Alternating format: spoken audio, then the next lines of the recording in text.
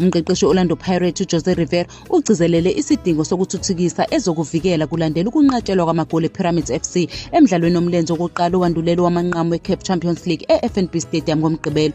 Lo mdlalo uphele ungenalo igoli, iqembu lase-Egypt lishaya amagoli amabili achithwe yi-VAR. Ukushaya igoli kukaFiston Mayele ngesombe sokuqala kutholwe ukuthi ku-offside, kwathi igoli abalishayo kwesibili lachithwa ngenxa yokushaya esandleni. Lezi zinqumo zivuse ulaka kumqeqeshi wePyramids FC ozwakalisa ukuphatheka kabi ngonompempe, wathe zakhe zishaya amagoli amabili. uRivera ukuvumile ukuba semthethweni kwezinqumo zonompempe futhi waphawula nokubaluleka kokufunda emaphutheni abawenzile. Uqhamisa ukuhluleka kokuzivikela ikakhulukazi kuma-set pieces njengezindawo ezidinga ukunakwa ngokushesha ukuze amabhakabhaka azitholele indawo kwamanqamu. Uveze igoli lesibili eliphikiwe njengesixwayiso esithile futhi wagcizelela ukubaluleka kokuthuthukisa inhlangano yokuzivikela ngesikhathi sokukhahlela amakhona kanye nezimo ezifanayo. Ebheke emlenzeni wesibili ozokuba seJune 30 Stadium ngolwesihlanu, uRivera uchaza iPyramids njengembangi enzima kunazo zonke i-Orlando Pirates eke yabhekana nazo kule sizini. Uncoma indlela yabo yokungesabi nokuzola ezimweni ezinengcindezi,